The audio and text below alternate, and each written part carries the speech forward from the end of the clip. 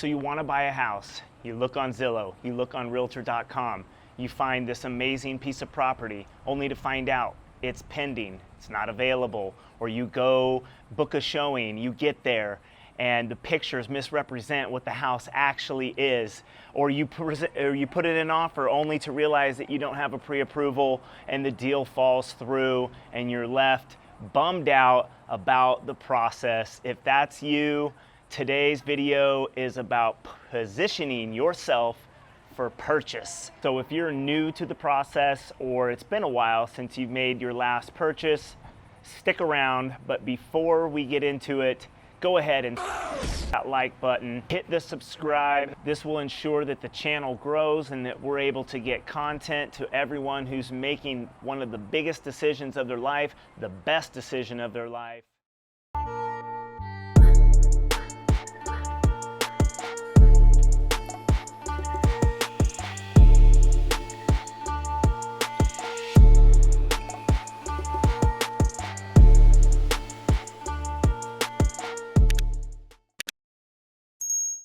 What's up everybody, welcome back to the channel. It's your Daytona dreamer, Jason Hanson at JasonDreamsRealty, here to walk you through the 7 steps to position you for purchase.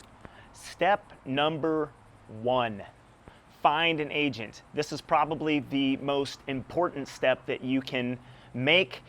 Choosing wisely will ensure that the process goes very, very smoothly. If you pick the right agent, all the other steps will fall into line in their place and make the process go as smooth as purchasing a house can go. As you know, it's a big purchase. It can be stressful and it can be emotional, but having the right agent to navigate, communicate clearly, educate you, know the area, negotiate on your behalf so that you get into the home that you actually want to be in is crucial. Your agent has a list of vendors, lenders, title agencies, insurance agents, all of these people that they work with on a regular basis, so they have established a relationship that works. A good agent is not going to mess around with other vendors that don't supply and perform at a high level. So when you pick the right agent, you automatically are going to get the right lender, the right vendors. If you get this one wrong, it can be very, very frustrating. Step 2, getting pre-approved. If you find the right agent, then you're going to find the right lender, and a lot of times this is the step that gets skipped in the process, but it's number 2 for a reason. The last thing you want to do is find a home that's out of your price range or submit an offer without a pre-approval. Listing agents are not going to consider offers where you haven't been pre-qualified or pre-approved by a lender. Most buyers skip this step and go right into wanting to look at houses. Do not do that.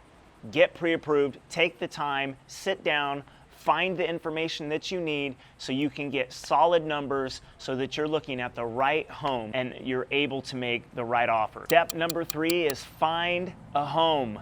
This is where your realtor is able to ask you a lot of questions. And I was taught early on that if I ask 100 questions, I don't have to show you 100 homes. We can go look at homes, less homes that are more focused and meet more of the criteria that you as the buyer are looking for.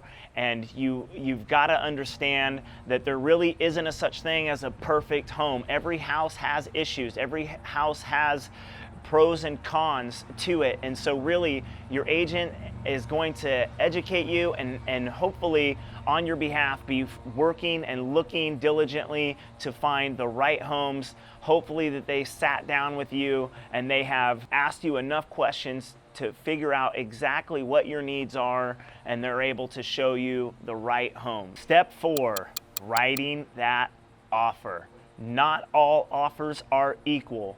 So having your pre-qualification, having the right agent, and really understanding if you have the right agent, you're going to be able to, and I know I keep going back to having the right agent, but I just can't stress it enough. It is so important because there's other things that matter in an offer, there's other things that matter in an offer besides for the price. The price is probably the main thing, but loan types, earnest money deposit, inspection periods, all of these things can make your offer stand out from the rest, and your agent should be able to educate you and never pressure you to make a decision one way or the other.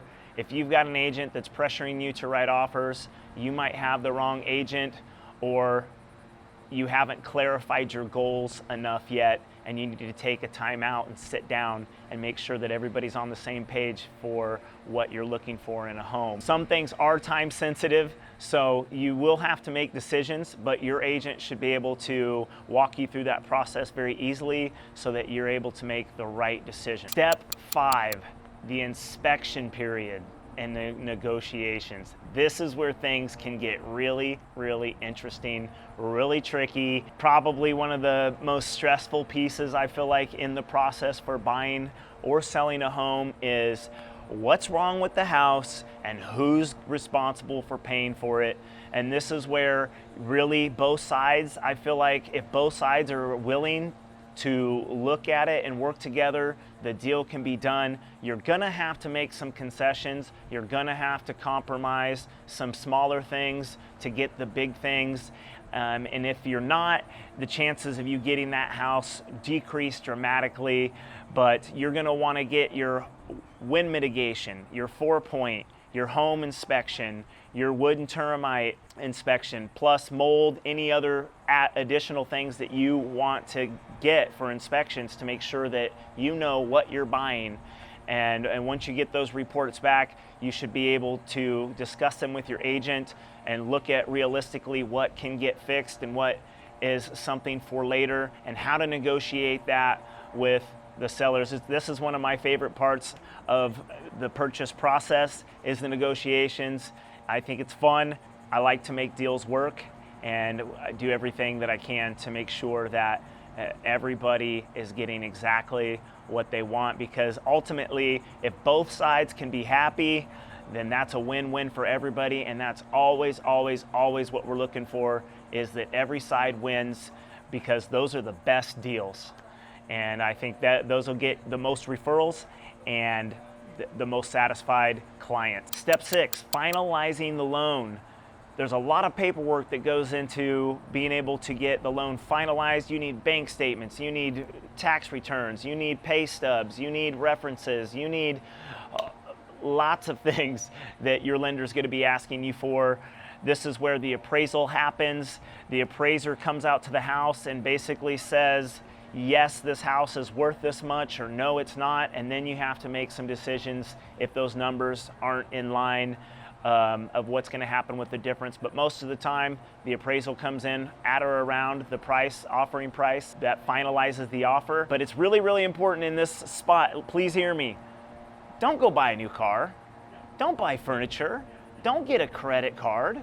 Don't spend $10,000 on Christmas. Just don't do it. Don't go on a huge vacation without talking to your lender. This can just kill a deal immediately, because it changes your credit score, it changes your debt to income ratio, and you just don't want to do that.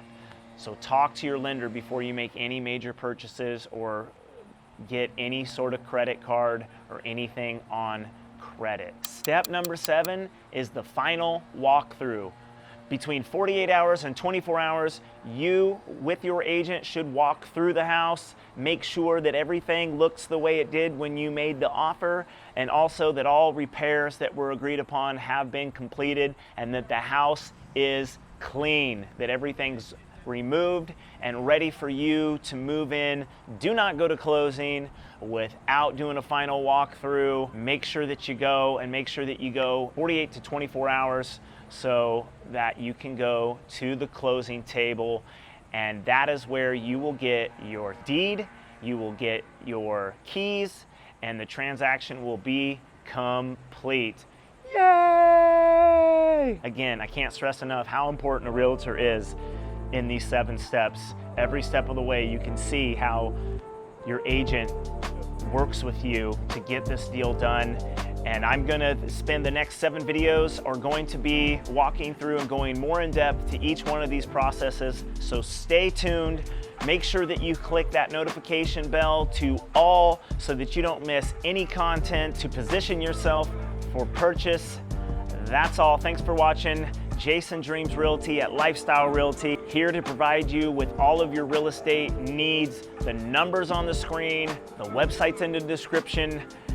Hit me up, let's connect. I'd love to walk you through what it looks like to move to Florida, especially the Daytona area. But if you're going somewhere else, call me anyway, let's talk. I know agents all over the state. I'd love to assist. This is Jason Hanson, making your dreams your reality. Let's go.